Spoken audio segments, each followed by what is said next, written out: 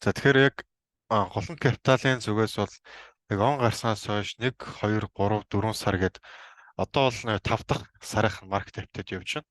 Тэгэхээр сарын маркет апдейтийн зорилго нь өөрөө юу вэ гэхээр за өнгөрсөн сард яг ямар үйл явдлууд болчихов? Энэ сард юу болох вэ? Тэгэхээр яг таны багцыг таны хувьцааны хөрөнгө оруулалтыг сараар нь дүгнэх одоо ийм хэлэлцүүлэг бол за сар бүрийн эхний 7 хоногт бол одоо манай судалгааны газрын зүгээс л хийж гинэ гэсэн үг ээ. За тэгэхээр өнөөдөр хөрөнгө оруулалтын сангуудын хөдөлгөөнийг ярина. Хөдөлгөөнийг ярина. Мөн одоо Америкийн мөнгөний бодлогын чиг хандлагыг ярина. За өнгөрсөн 7 хоногт бол одоо Америкийн мөнгөний 5 сарын 2-ны шөнө бол мөнгөний бодлогын хуралдаад шийдвэр бол зарласан. За мөнгөний бодлогын чиг хандлагыг ярина. Хятадын зах зээлээр хувьцаанууд өсөд байгаа энэ өөрөө яг бүл маркетийн эхлэл буюу зөвсөлтийн циклийн эхлэл мөн үү гэдгийг ажиглана. За ингээд яг бидний ажиглаж байгаа value stock-ууд ямар stock-ууд байгаа юм бэ? Ягаад value stock-уудыг одоо санал болгоод байна вэ гэхээр дийлэнх одоо Warren Buffett-ийн хөрөнгө оруулалтын сан гэхэд 189 тэрбум ам.долларын бэлэн мөнгөний үлдэгдэлтэй байгаа. Тэгэхээр сан бэлэн мөнгөний үлдэгдэлтэй байна гэдэг нь одоо хэрвээ Warren Buffett одоо байгаа том техүүдийг дахиад цаашаа ирээдүйтэй гэж үзсэн бол яг нь одоо тэр бэлэн мөнгөний үлдэгдэл бага байх хэрэгтэй байсан. Өөрөөр хэлбэл тэрүүгээр хувьцаа авцсан байх хэрэгтэй байсан. Одоо цэг дээр. Тэгэхээр одоо байгаа цэг дээр хөрөнгө оруулалтын сангуу тодорхой хэмжээнд хүлээж байна. Ингээд хүлээж байна. Мөн хэрвээ хүлээж байгаа юм бол бусад хедж фондууд тодорхой хувьцаануудаа зараад эргээд ямар сток руу орох вэ гэхээр тодорхой value stock-ууд руу орж таарна. Тэгэхээр value stock-ууд дээр тодорхой хэмжээний өсөлт бол ирж магадгүй гэдэг зүйлүүдийг бол ярилцсах чаа. За ингээд дараагийн одоо слайд руугаа орё. Хэдүүлээ өмнөх сар за яг 4 дугаар сард юу болоод өнгөрсөн бэ гэдгийг ярилцъя. За энэ дээр юу би дэлгэцээ ширэлжээ. Зурх юм байна. За одоо юу миний дэлгэц харагдаж байна.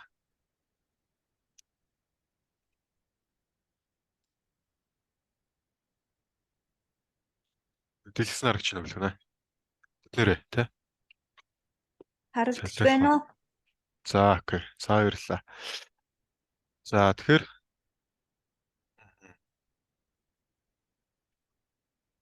за харагдаж байгаа. Та одоо за мөн үү.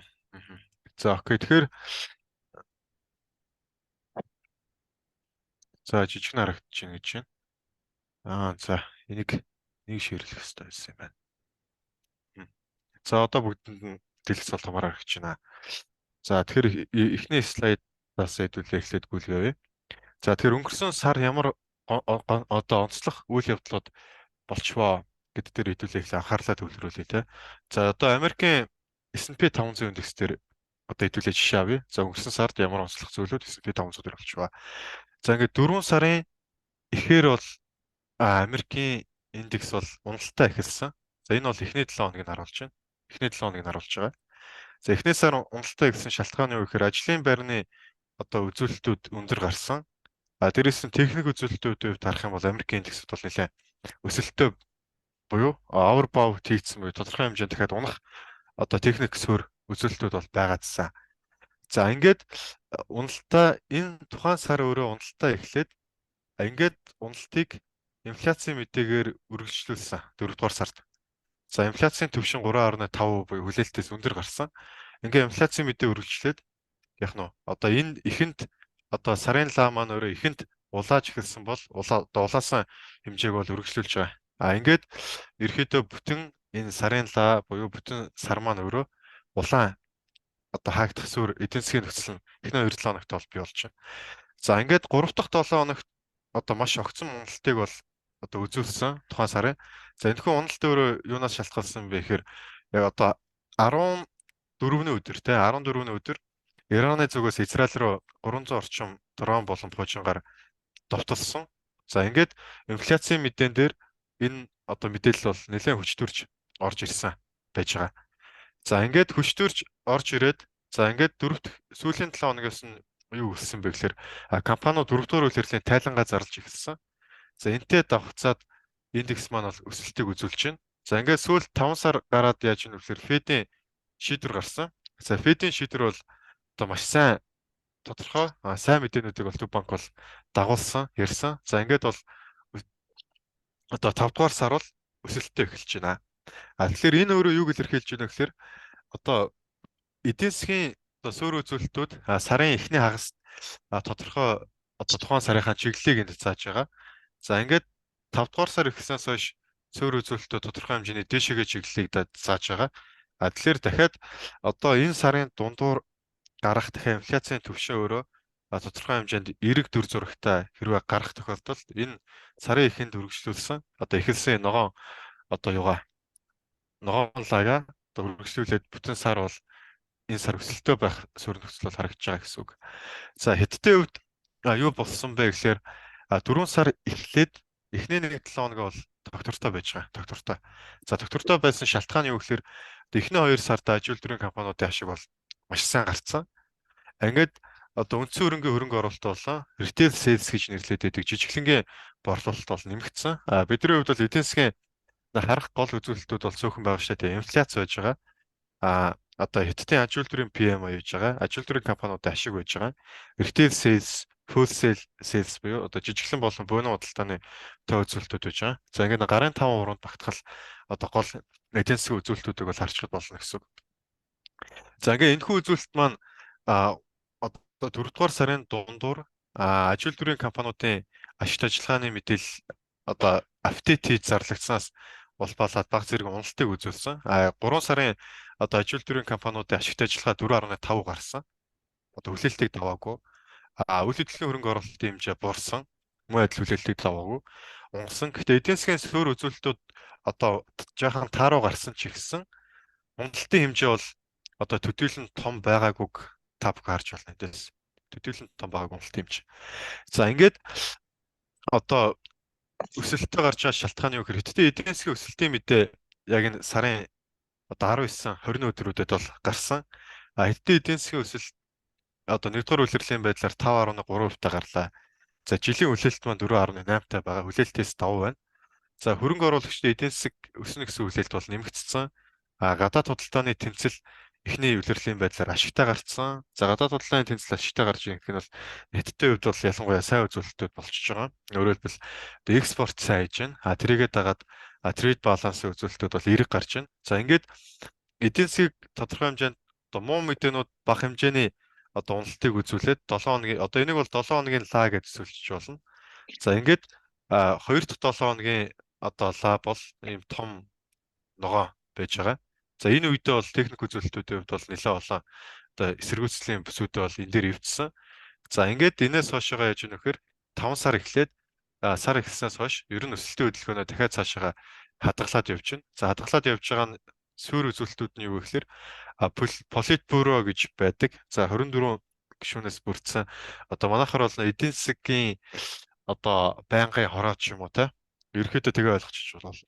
За ингээд эдийн засаг буюу эрэлтийг дэмжих энэ хүлээлтийг бол үүсгэсэн. Дээрэс нь аж үйлдвэрийн PMI индекс 50.4-тэй гарсан. 50-аас дээш бол сайн гэж үздэг. За ингээд сар эхэлснээс хойш өсөлтийн тренд ер нь бол одоо хадгалагдаад явж байна. За энэ хагасаа өдөр бол одоо Хятадын инфляцийн мэдээ бол зарлагдчихж байна. Тэгэхээр одоо Америк Хятад хоёрын хувьд үзүүлэлтүүд яаж вэ гэхээр энэ сар бол яг ногоон эхэлж байна. Ногоон сар эхэлж байна. Ингээд эдийн засгийн суурь үзүүлэлтүүд одоо гарсны дараа дахиад сарынхаа эхний хөдөлгөөнүүдийг дээшээгээ дэмжиж ерөөхдөө энэ сар бол өсөлтөө буюу за тодорхой хэмжээнд богино хугацааны ашиг хийж болох үс сар бол байж магадгүй маа гэж харж байгаамаа. За ингээд хөрөнгө оруулалтын сангуудын хөдөлгөөнийг хэдүүлээ харъя. За энэ сангуудын хөдөлгөөнийг бол за бас уралдааны GC Championship уралдааны явцыг танилцуулахтай байдал одоо салгаад ирж байсан. За ингээд Bank of America гэдэг одоо хөрөнгө оруулалтын сан байгаа. Одоо Bank of America одоо гэдэг одоо банк нэлээд том банк. За одоо Fund Manager Survey буюу одоо сангийн менежеруудаас одоо асуумж буюу асуумж маягийн судалгааг авдаг. За ингээд энэхүү судалгаанд одоо 4 сарын байдлаар бол нийтдээ 224 сангийн менежер оролцсон. За эдгээр сангийн менежерүүдийн одоо үндсэн удирж байгаа суурь хөрөнгө бол 638 тэрбум доллар бол байсан. За ингээд эдгээр сангууд эдийн засаг дээр ямар хүлээлттэй байгаа юм бэ гэдгийг хэдүүлээ харъя. Тэгэхээр эдийн засгийн 3 ерөнхийдөө хүлээлт байдаг. Эдийн засгийн гурван хүлээлт байдаг. Мөнгөний бодлоготой уялдсан. За эхнийх нь ямар хүлээлт вэ гэхээр юу soft landing гэсэн хүлээлт байж байгаа шүү дээ, тий? Soft landing гэсэн хүлээлт. За юун Одоо дотор байна уу? за Цагаан шүүгээ шкаф. мик хаагаараа. За эндээс би мөтөлчье. Микийг мөтөлчье. За ингээд эдийн засгийн хэд хэдхэн одоо сүр таамаглаад soft landing гэдэг. Soft landing гэж юу гэлээд байгаа юм бэ гэхээр яг хоо одоо хамгийн зөөлөн буюу хамгийн сайн сценар гэсэн үг бол биш. Энэ юу вэ гэхээр төв банк инфляцийг бол одоо үе шаттай буюу зохицуулалтаа бууруулах зорилтыг тавьсан байгаа гэсэн үг. Ингээд бууруулах зорилтыг тавиад бодлогын хүүгээ жангалаад байхад эдийн засгийн өсөлт нэмэхтэй гараад байгаа ер нь удаашраад байхыг хэлээд байгаа. Өөрөөр хэлбэл эдийн засгийн өсөлт одоо өмнөх жил 4 байсан бол энэ жил хүүгээ өсгснөөс шалтгаалаад хасгалгаа ороогүй. Гэхдээ нэг хувь эдийн засгийн өсөлтөд байвлын soft landing. За hard landing нь юу гэхээр төв банк бол инфляцийг бууруулах гэж улаарах нь байна. Гэхдээ өмнөхөөсөө ялгаатай нь юу гэхээр эдийн засгийн өсөлт одоо хасах нэг хувьтай ч юм уу те. Хасахтаа гарахыг хэлээд байгаа. Энэ бол одоо hard landing буюу эдийн засгт хүнд одоо мөнгөний бодлого хүнд тусч байгаа гэсэн үг. No landing гэдэг нь юу вэ гэхээр одоо өмнөх жил эдийн засгийн өсөлт 4 байсан. За төв банк бол бодлогын үгээ чангаруулж байна. Гэхдээ эдийн засгийн өсөлт энэ жил ч гэсэн бас 4 байхыг хэлээд байгаа. Одоо өөрчлөгдөхгүй те. Тэгэхээр Америкийн хувьд одоо аль сценаар илүү зөрчилж байна вэ гэхээр эдийн засгийн өсөлтийн төвшин бол одоо 1.6% таа гарсан байгаа шүү дээ. 1.6. 1.6 гэдэг өнгөрсөн жилийнхаас бол бага түн, өнгөрсөн жилийнхаас бага түн. Гэхдээ эерэг байгаа тань. Ингээд дийлэнх хөрөнгө оруулалтын сонгууд одоо ийм recession буюу хоёр дахь сонголтыг биш эхний сонголтыг бол сонгоод байна гэсэн. Тэгэхээр soft landing гэж байгаа утга нь юм.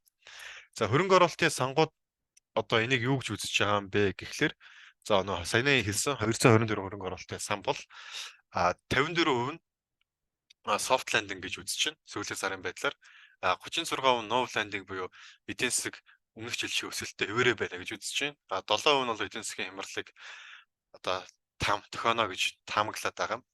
За ингээд оны эхэнд ямар байсан бэ гэхээр оны эхэнд 71% нь soft landing сценарийг бол дийлэнх нь харж исэн бол энэхүү одоо сценар бол багасч байна.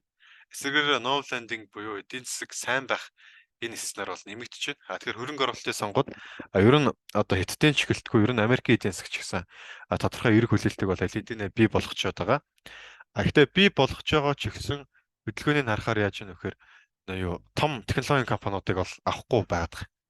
Яаж юм нөхөр 2 дугаар сарын байдлаар 60 орчим хувь нь Magnificent 7 буюу Magnificent 7 чинь Nvidia, Microsoft, Google, Tesla, Amazon одоо компаниуд бол багтж байгаа шүү дээ. Тэгэхээр 60% нь бол long position-той байсан гэж хариулсан. Long position буюу одоо buy хийсэн гэж хариулсан. Ингээд long position маань яасан бэхээр сүүлийн одоо 4 сар тий 4 сар болын тарагч байна. 3 сар болын тарагч байна. 3 сар өнгөрөөд 4 сар ихэд зараад эхэлсэн. Одоо мэдж байгаа шүү дээ тий. S&P 500-ын индексийг харах юм бол яаж нөхөр 3 сард өсөлттэй байгаад 4 сарын лаа бол тэр чигтээ улаан лаа байгаад за одоо 5 сарын лаа бол ногоон лаа эхэлж байна тий. Тэгэхээр энэ уналт өөрөө юутай холбоотой гарч байгаа гэхээр ерөөхдөө сангууд бас тодорхой хэмжээгээр зарсан байж магадгүй гэсэн зэр зураг харагдаж байгаа. Өөрөөр хэлбэл сангуудын судалгаанд оролцож байгаа сангуудын ихэд одоо энэ хоёрын зөрүүхэд 8% нь том технологийн компаниудын long position хаацсан байгаа гэдэг нь long хааж гэдэг нь ашиг хэрэгжүүлж байна гэсэн санаа. Харин Хятадын хувьцаанууд дээр 20 орчим хувь нь short position-тай байсан. За энэ нь өөрөө 16% болж буурсан. 4% нь яасан бэ гэхээр short position хаасан буюу за ер нь Евролийн цэг дээр ирэхээр хангалттай ашиг авчлаа гэж short position хааж болно. Эсвэл өсгийн байна миний тамаг буруу байж гэж одоо бодсон үндсэн дээр short position хааж болно. Тэгэхээр энэ бол өөрөө Хятадын хувьцаануудын short багасч байна гэдэг нь Хятад дээр бол эерэг хүлээлт болчихж байна. За ингээд биткойныг бол сонгууд бол long хийж байгаа нь 4 дугаар сард бол бага хэмжээгээр нэмэгдсэн. Биткойн дээр бол бага зэрэг нэмэлт одоо орж ирсэн. Гэхдээ яг дээшээгээ өндөр хэмжээний өсөлтийг бол одоохондоо биткойнд бол үзүүлээгүй байгаа. Тэгэхээр сангуудын судалгааны нэг гол үр дүн нь технологийн томоохон компаниудын хувьцаа бол 4 дугаар сард бол зарагдаж эхэлсэн, ашиг хэрэгжүүлсэн. Хятадыг бол 3 дугаар сараас эхлээд сонгуудад авч эхэлсэн.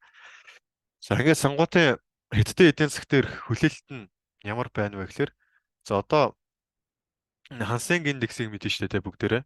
Хансенг индекс бол одоо 22 оны 10 сард ёроолоо аваад энд бол 22 оны одоо 10 сар бол таарч исэн. 10 сар таарад ингээд нэг хил нэгдэхтэй зэрэгцээд одоо economy reopen хийсний дараа Хансенги индекс бол одоо 23 оны 3 сард бол бараг оройгоо аваад ингээд эргээгээд бүтэн жилийн турш дахиж уналтаа байгаад одоо өмнөх ёроолтойгоо ерөөхдөө давхцаад одоо тийшээс эргэж байгаа шүү дээ.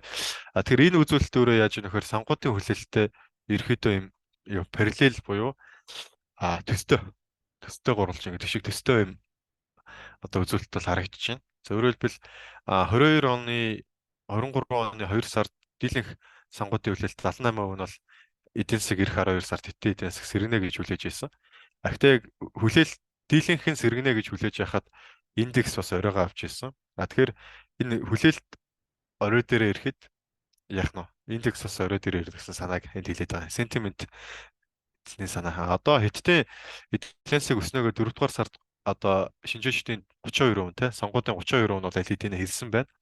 За ингээд энэ өөрөө яаж ийнэ гэхээр дахиад тодорхой хэмжээний өсөлт гарвал яах нь өмнө нь шинжээчд бол одоо нэг те 36 гэсэн зэг дээр ирээд бол одоо ер нь бол нийтийн эдийн засгийн хүлээлттэй дахиад бууруулсан байж байгаа. Яг хөө энийг бол дээшээгээ сентиментийн хувьд бол дээшээгээ эвдэж болно. Ингээд дээшээгээ одоо энэ хүрээд байгаа ихээр одоо хятад маань ер нь бол одоо сентимент талаас нь харуул өсөлтийнхөө одоо 50% буюу яг одоо тал дээр нь явж ээж магтгүй гэсэн хардлага бол байгаа. За ингээд хэдүүлээ Америкийн мөнгөний бодлогын одоо хурлын голлох шийдвэрүүдийг ярилцээ. За тэгэхээр сангуудын хөдөлгөөн бол яаж ийнэ гэхээр ер нь бол хүлээлтийн байдалтай байна сангууд. Warren Buffett-аас ахвал одоо хүлээлтийн байдалтай бэлэн мөнгөө бэлдсэн хүлээлтийн байдалтай байгаад байдаг. Ингээд value stock-ууд унахыг хүлээгээд байгаа. Хятадын хувьцаанууд дээр бол эхнээсээ зарим нь оролтуудаа хийгээд эхэлсэн байгаад байдаг. За ингээд Америк талаас харах юм бол Төв банкны мөнгөний бодлогын шийдвэрийг нь харуул яаж ийнэ гэхээр Жером Паул бол 5 сарын 1-ний өдрийн конференц дээр бол одоо энэ юу 5 голлох зүйлийг бол хэлсэн гэж харж байгаа. Манай зүгээс. Энэ юу гэхээр нэгдүгээрт мөнгөний бодлогын шийдвэр бол Америкийн ерөнхийлөгчийн сонгуулиас хараад бус байна. За энэ бол ойлгомжтой байх. Тэгээд Төв банкны балансыг бол одоо бууруулад байгаа. Гэхдээ Төв банкны балансыг бууруулж байгаа гэдэг нь юу гэсэн үг вэ? За энэ зурч Төв банкны баланс өндөр байна те. Энэ өөрөө зах зээлээс одоо зах зээл дээр мөнгө нийлүүлсэн буюу Төв банк өөрт байгаа мөнгөө одоо зах зээлээс үн цаас аваад эсвэргээрээ Төв банкны үн цаасны хэмжээ их болсон гэсэн үг тий. Зах зээлд мөнгө өгөөд оронд нь зах зээлээс юм авсан. За энэ үзүүлэлт бол Төв банкны балансын үзүүлэлт буурж байгаа. Буурж байгаа гэдэг нь юу гэхээр зах зээлд эргүүлж одоо та банкуд тий эргүүлээд үн цаас ав. Бид нар мөнгө авъя гэж байгаа санаа гэсэн үг. Ингээд өөрөөр хэлбэл зах зээл буюу банкуд төр байгаа мөнгийг одоо хөмж байгаа үзүүлэлт болж байгаа. Ингээд энэ удаашруулж байгаа буюу баланс бууруулж байгаа одоо энэ хурдыг бол одоо ийм хурдтай байсан бол бууруулад тий хурдыг нь бол бууруулсан юм үзүүлэлт болж байна. Дээрэс нь спекуляц гэсэн эдийн засгийн үзэгдлийг бол тохионо гэж харахгүй байгаа юм байлээ. За спекуляц гэдэг нь юу гэсэн үг вэ гэхээр одоо эдийн засаг доошоогоо унж байгаа. Эдийн засаг унж яхад ажилгүйд л өсөөд инфляц нэмэгдэх хэлээд байгаа. Тэгэхээр одоо яаж ийнэ гэхээр яг хөө эдийн засаг бол тодорхой хэмжээнд буурж байгаа. Эдийн засгийн өсөлт буурж байгаа нь үнэ. Инфляц тодорхой хэмжээнд өсөж байгаа нь үнэ. Гэхдээ ажлын байрны тоонууд бол тодорхой хэмжээнд боломжтой гарч байгаа. Гэхдээ инфляцийн суур үзүүлэлтүүд өөрөө юунаас болж ийнэ гэхээр инфляц өөрөө эрэлтийн чанартай инфляц учраас гэж бодож байгаа Төв банк. Эрэлтийн чанартай инфляц учраас хэрвээ эдийн засаг унвал эрэлт унаад өөрөө эрэлт байхгүй болчоор юмны үн буух ёстой тий. Тэгэхээр эрэлтийн чанартай инфляц гэж харж байгаа учраас спекуляцийг бол тохионо гэж харахгүй байна. Дээрээс нь дараагийн мөнгөний бодлогын шийдвэртэй бодлогын хүүг өсөх магадлал харагдахгүй байна гэж одоо хэлсэн. За энэ бол одоо хэдий бодлогын хүү хэвийн төвшөнд хадгалагдсан ч гэсэн индексүүд өсөх одоо гол үг нь бол одоо эндээс гарч ирсэн гэсэн үг. Одоо сүүлийн шийдвэрээс нь.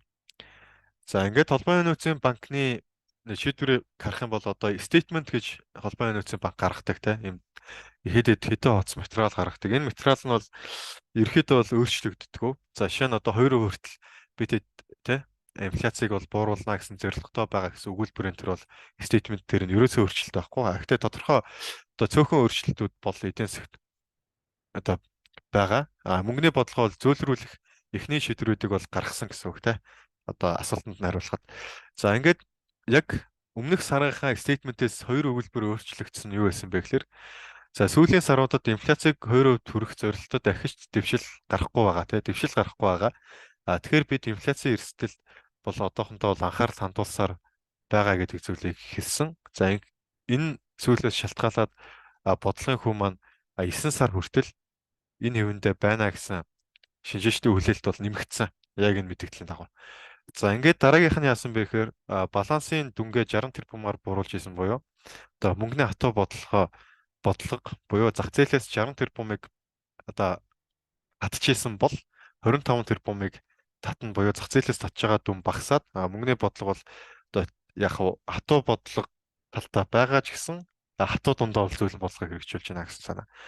За ингээд яг ийм одоо хоёр онцлог гол зүйл байж байгаа. Тэгэхээр инфляцийн одоо зорилт тий 2% хүрэхэд дэвшил бол гарахгүй байна гэж Төв банк ерөнхийлөгч нь өөрөө бол хэлж байна.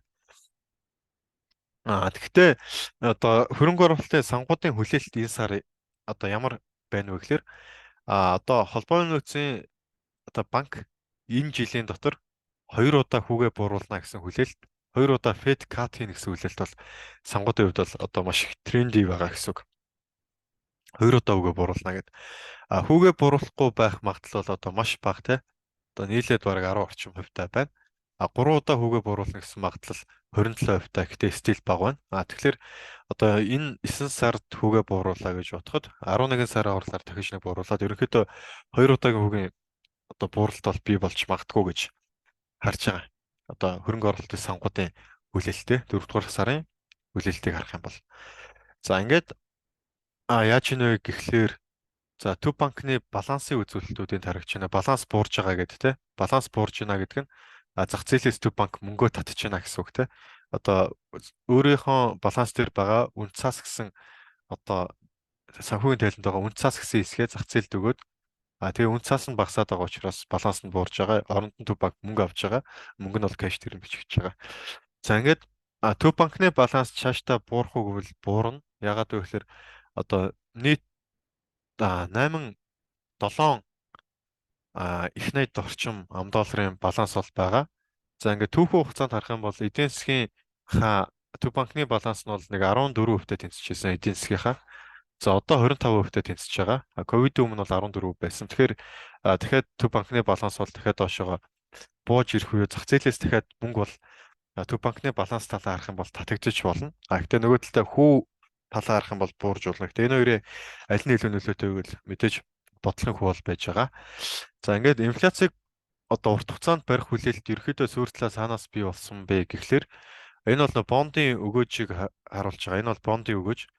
Энэ бол бондын нэрсэн өгөөж буюу саарл нь бол одоо бондын энэ өгөөжөөсөө инфляцийг хасж байгаа. Хасганы инфляц тий. Ингээ инфляцийг хасаад бодит өгөөж юу энэ саарлаар гаргаж байгаа. Тэгээ одоо бондын бодит өгөөж бол сүүлийн 58 оноо 1958 оноос хойш бол 194% байсан. За одоо бондын бодит өгөөж 0.89% байна. Өөрөөр хэлбэл инфляцаа хасах юм бол стил бага байна гэсэн үг. Тэгээ ядаж одоо бондын өгөөж бол нэг бодитоор 1%-ээс бол дээшээгээ ядаж л нэг зорилтын инфляцийн төвшөнтэй ойрхон байх ёстой гэсэн санаа. Зорилтын инфляц бол 2% буюу энэтэй ойрхон байгаа.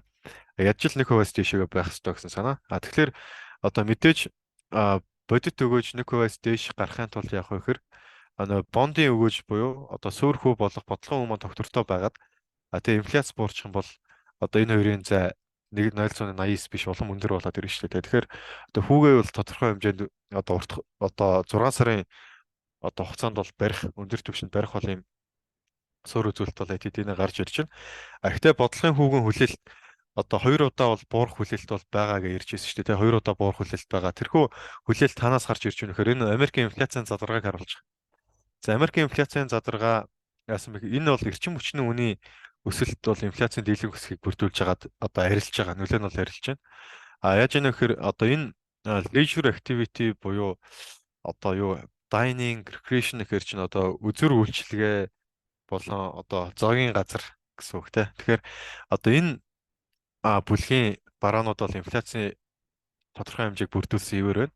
Хамгийн гол өсөлтийг юу вэ гэхээр одоо байрны үн бол инфляцийн дийлэнх хэсгийг бүрдүүлж байна те. Бараг тал орчим хувийг нь байрны үн бүрдүүлж байна. Тэгэхээр байрны үн өөрөө цаашаагаа яг хөөсөрлөө дагаад цаашаага одоо эрэлт нь ханаад дуусах учраас инфляц өөрөө буурна. Тэрнтэй зэрэгцээд бодлогын хүүгийн бууралт бол 2 удаа байж болно гэдэг санаа. Ягаад инфляцийг бүрдүүлж байгаа байрны үнд буурах юм бэ гэхээр одоо 8 оны үед бол Америкийн нэг дундаж орон сууцны үн бол өрхийн 7 жилийн орлоготойгоо тэнцүү байсан. 7 жилийн орлого одоо өрхийн 7 жилийн орлого бол ерөөдөө одоо байр авахд бол хүрэлцэжсэн. Одоо яасан бэ гэхээр тэрхүү үзүүлэлт бүр баг 8 руу өсрээд ороод ирсэн. Өөрөөр хэлбэл одоо Америкийн дундаж өрх 8 жилийнхаа орлогоор бүтэн байр амнаа.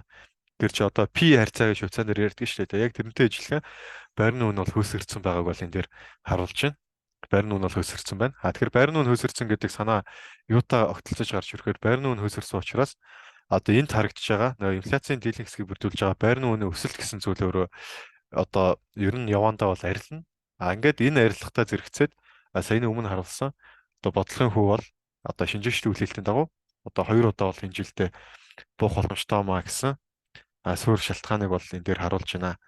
За ингээд нөө Америкийн маркет дээр яаж өгнө гэхээр ер нь бол дээшээгээ дахиад өсөлт бол тодорхой хэмжээнд байгаа. Том ресешн гарахгүй, хард ландинг гэсэн сценаар бол байхгүй.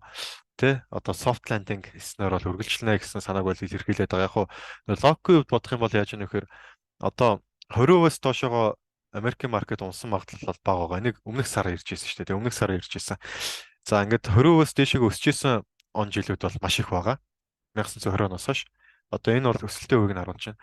За ингээд юу нэг том өсөлт эхлэхээр яадаг вэ гэхээр 1000 өдөр үргэлжлээд 121% өсөлт бол одоо өсөлтийг дагуулдаг. Уналт бол 300 өдөр үргэлжилдэг. Тэгээ 22 оны уналтаас хойшоогоо яаж ийм нөхөр одоо 46 өссөн. Тэр өсөлт нь 560 өдөр үргэлжилсэн байгаа гэдэг чинь одоо бүр том өсөлтийнхөө одоо тэр юуны бичлэгийнхаа ерөөхдөө голд нь явж байна л гэсэн үг. Тэгэхээр урт хугацаанд хэдүүлээ индекс төрөнг оруулах юм бол жишээ нь индекс төрөнг оруулах юм бол цаашаага ерөөхдөө урт хугацааны өсөлтийн өгөөжийн боломжууд бол байгаа гэж харж байна. За ингээд дараагийн ярих байгаа зүйл маань өгөхөр одоо сонгуудын хөдөлгөөнийг ярьсан, Америкийн мөнгөний бодлогыг ярьсан, инфляцийн задаргааг ярьсан. Одоо Хятадын зах зээл дээр яаж ийм вэхээр яг хуу дийлэнх үн цасны компаниуд, дийлэнх сангууд бол хэлж байгаа нь ер нь Хятад бол том одоо ер нь сүүлийн 1 жил явуулсан уналтын трендээ бол дээшээгээ брейкаут хийсэн. Дээшээгээ өснө гэсэн дохиог бол өгчлөө те. Өснө гэсэн дохиог өгчлөө. Тэгэхээр одоо энд гарч ирсэн өсөлт дээшээгээ өсөх боломжтой биш үү те. Ингээд одоо хэрвээ энэ өсөлт өөрөө энд гараад ирчвэл дахиад энэ өрөө өсөтлээд бүр урт хугацааны хятад бол өсөлтийн тренд бол орох боломж нь энэ жил бүрдэж магадгүй гэсэн хүлээлтийг бол шинжээчд тавиад байгаа. Тэгэхээр хятадын ICBC, JD, тэ Alibaba, дээрээс нь Tencent зэрэг стокууд дээр за техник үзүүлэлтийн хувьд бол одоо ямар левелүүдийг эвдсэн байгаа юм бэ гэдгийг за манай бэлгүүнээ та бүхэнд дэлгэцээ ширлээд одоо танилцуул.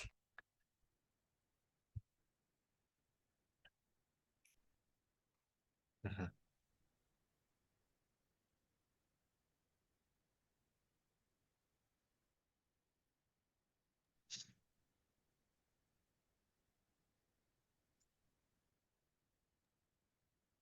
За, за бүгдээрэнд нь орой минь төргий. Тэгэхээр өнөөдөр бол бүгдээрээ за бид нар бол ямар ч гэсэн сая бол Хансенг индексийн одоо чартыг харлаа тийм ээ. Тэгэхээр Хансенг индексийн чартн дээрээс тодорхой хэмжээний одоо тийм ээ энэ дэр бол одоо яг одоо бол Tencent харагдаж байна. Тэгээ Tencent бол мэдээж Хансенгийн индексийн хамгийн том компани. За товчхондоо бол одоо Nasdaq-ийн Apple гэсэн үг. Тэгэхээр Tencent бол одоо Хансенгийн хамгийн том компани гэсэн үг. Тэгэхээр Tencent компани чарт бол одоо Hang-Sengтэй бол ерөөдөө бол адилхан байдаг гэсэн. За тэгээд бид нэр Хонконгийн зах зээлийн индексийг ярих ч учраас 700 буюу Tencent-ийн цэний ханшнаас бол ихсэн зүгээр ах гэж бодож байна. За бидэрт харагдж байсан хамгийн сүүлийн ойрыг бол одоо энэ дээр даваад тренд бол дээшээ чиглэлтэй болсон гэдэг чиглэлүүд бол одоо ирсэн. За тэгээд одоо бол мэдээж дараа нь бол энэ ойрыг одоо давж за хайр хаяг үзэгдлүүд бол одоо хүлээгдэж байна гэсэн. Тэгэхээр одоо Хансенг бол ингэж 400 одоо 20 30 руу өсөж тийм ээ хайр хаяг хийх одоо боломжууд бол байна. За ер нь бол бид нар нэг төсөөлж хонол 460 орчим руу бол хөгжих болов гэсэн төсөөлөлттэй байгаа. За нэгдүгээр шалтгаан бол тодорхой хэмжээгээр 23 оны эхнээс эхэлсэн энэ уналтын одоо маш аажуу үргэлжилж байгаа. Энэ тэрэнд бол за яах юм. Энэ сувг бол одоо ингээд задраад за тэгээд дээшээ чиглэсэн эрчтэй хөдөлгөөнүүдийг л үзүүлж гин гэсэн. Тэгэхээр энэ дээр бол нөгөө нэг а одоо ийм загвар байгаа шүү дээ тий. Ийм эрчтэй импульс явлаа. За тэгээд ийм сайдвей явлаа. Тэгээд дахиад эрчтэй импульс явлаа. Энийг бол бид нэр одоо флагч гэж нэрлэдэг тийм ээ. Одоо янз янзын паттернаар бол нэрлэж болно. За юу давхар сонсогдод нөө. Үгүй юу? За тэгэхээр за иймэрхүү ерөөдөө одоо боломжууд бол байна гэж үзээд за тодорхой хэмжээгээр бол одоо дээшээ өсөлтийн загварууд бол байна. Tencent-ээр ч гэсэн ажиглагдчих байна. За тийм учраас ер нь хятад бол өсөх юм байна гэдгийг бол эндээс ингээд харчиж болно гэсэн үг.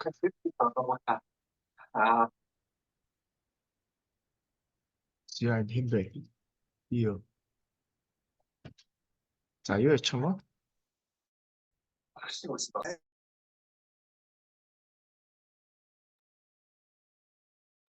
За тэгэхээр за ийм байна гэсэн үг. За тэгээд хэд хэдэн ерөөдөө сонирхол татж байгаа компаниуд байгаа. За тэр нь бол мэдээж Alibaba байсан. За Alibaba бол одоо өмнөх юун дээр бол за тодорхой хэмжээгээр бол тийм ээ. Доошоо яасан түүнүүд бол байна гэж бол ярьжсэн. За гэхдээ энэ дээр бол за бүр наривчлан ярих юм бол за Alibaba бол одоо яг энэ 77-оос за 60-ийн хооронд ингээд ийм итгэхгүй сайдвар арилж байгааг үзүүлж ирсэн. Тэгэхээр энэ дээр юу вэ гэхээр дээшийг одоо энэ сайдвар задарч байна гэж бол авч үзэж болно. За одоо буцаж ирээд pullback-ийг хийж байна. За өчигдөр өрөө ер нь бол баг pullback бол хийгдсэн ийм төр зургууд бол ажиглагдчих байна. За өнөөдрийн pre-market-ийн ханш бол ороод ирсэн байгаа ах тий. За ороод ирсэн байгаа байх. Тэгээ ханш бол ерөөдөө өсөлттэй байж байгаа. Тэгэхээр юу вэ гэхээр яг энэ явж исэн энэ шулуун дээрээ ирээд буцаад pullback хийгээд одоо дэмжлэг аваад дээш өсөх боломжтой байна гэсэн үг. За эхний ээлжийн өсөлтийн боломжууд бол 87 орчим дээр бол таарж байгаа. Энэ нь бол яаж гарч ирж байгаа вэ гэхээр энд явагдсан за нэг ийм удаан хугацаанд явагдсан энэ арилжаа бол одоо давтагдаж фрактал шин чанараараа бол дээшээ өсөлттэй байх бүрэн боломжтой байна. Буюу эхний ээлжийн өсөлтүүд бол явсараад одоо 87 өрг одоо боломж байна гэж харж үзэж байгаа. За мэдээж 87 гэдэг магадлалыг дээшээ даваад явах юм бол 99 79 гэдэг энэ үн ханшууд бол явах бүрэн боломжтой. За тэгээд тодорхой хэмжээгээр Alibaba гэдэг компани хувьцаануудыг бол одоо 70 75 одоо 76 ч юм уу энэ хавьд нь хөдөлж авсан хүмүүс бол одоо эхний ээлжинд бол 87 орчим хүртэл одоо ашигын төвшинг бол авах юм боломжууд бол байна гэж бол харж болохоор байна гэсэн. За мэдээж би ерөнхийдөө маш олон удаа лайвууд дээр хэлж байгаа тийм ээ. Бидний ер нь бол харж байгаа Alibaba-гийн өсөлтийн ер нь нэлээд боломжийн одоо урт хугацааны өсөлтийн ашиг авах боломжтой цэг гэдэг бол одоо 164 165 орчим дээр бол байгаа шүү гэдэг бол одоо лайвууд дээрээ танилцуулгууд дээр бол хэлж байгаа.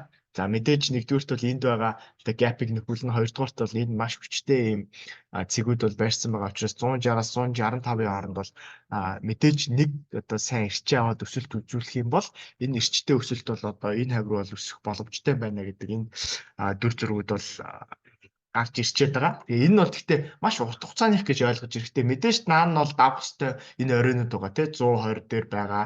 За тэгээ 120-ыг давсан тохиолдолд нөхөдөө 160 явах боломжтой гэдэг хэд хэдэн нөхцлүүдийг биелүүлж чадах юм бол ийшээ бүр эцсийн цэгт бол хүрэх боломжтой шүү гэдэг ийм магадлал авдаг. За хоёрдугаарт нь бол JD байгаа. Мэдээж Alibaba, JD, за Meituan за гэх мэтлэн л ер нь одоо хятадын технологийн компаниуд бол Хансeng индексийг өсгөхөд бол гол нөлөө үзүүлнэ. Яг гэвэл Хансeng дотор ерөөдөө 50 компани байдаг. Тэгээ энэ 50 компани ер нь бол өсөх юм бол Хансeng индекс өснө гэдэг л ийм энгийн ойлголттой байгаа шүү дээ, тийм ээ.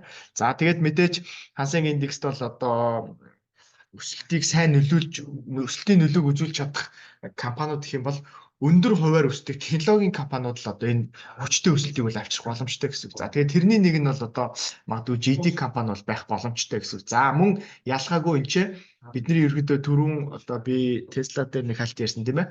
Мөр толгой мөр гэж байгаа. Тэгээд зүү мөр гэдээ яриадсан left shoulder гэж байгаа тийм. За энэ гэсэн үг. Тэгэхээр юу вэ гэхээр түрүү нэг бас ойлгомжгүй байсан хүмүүс бол яг нэг ийм зураглалаар бол хаш эргэж магадгүй гэж одоо хараад байгаа гэсэн үг тийм ээ. Ингэж унлаа. Инглээ толгой хийгдлээ. Ингээд баруун мөр зүүн мөр хоёр ингээд ойролцоо буюу энэ дээрээс ерөөдөө ингээд яах юм дэмжлэг авлаа гэдэг санааг илэрхийлээд байгаа. Энэ гэсэн. Тэгээд дээшээгээ одоо батарейныхаа магадлалыг дээшээ одоо задлаад тэгээ магадлалыг дээшээ чиглүүлж байна гэсэн үг. За эхний ээлжинд GD бол ерөөдөө pullback нь бол ингээд pullback бол хийгдсэн байж магадгүй гэж хараад байгаа. Тэгэхээр GD дээр оролт хийхэд бол баг зэрэг хоцорсон байж магадгүй бах. Тэгээд дээшээгээ үнэ хашууд бол 37 эсвэл 34 гэсэн ийм хашууд байгаа учраас дахиж нэг pullback-ийг хүлээгээд орно гэх юм бол одоо бүр энэ хавьяас орох боломжтой. Яг одоо орё гэвэл жоохон ашиг алдагдлын харьцаа бол өөрөө жоохон. Одоо бол ингээд pre-market дээр 32 байгаа юм биш үү? Тэгэхээр stop loss баг энэний доор ч юм уу бүр энэний доорч тавигдах боломжтой. Тэгээ ашигын төвшин өөр юм байгаа даа учраас за бид нэр өмнөх оройтой зэрэгцүүлээд үзнэ гэх юм бол за энэ тавируул ер нь бол ирэх боломжтой байгаа даа. Тэгэхээр энэ дээр бол одоо тийм ээ маш их өндөр эрсдэл гаргаж ийм баг одоо ашиг олж байгаа учраас GD дээр бол төдийлөн бүр хангалттай хэмжээний pullback орж ирэхгүй бол бас оролтуудыг хийх нь бол одоогийн төвшөнд бол бас тохиромжгүй байна. Харин Alibaba-гийн хувьд бол ашиг алдагдлын төвшин бол яг одоо харьцаантай буюу одоо тааламжтай байна гэсэн үг. За тэгэхээр энэ дээр бол ерөөдөө оролтуудыг хийж бол оролцох бол боломжтой харагдаж байна. За тэгээд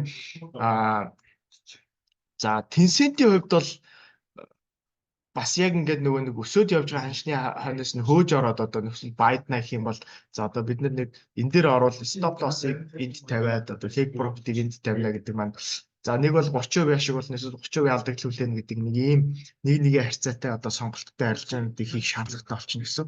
За тийм учраас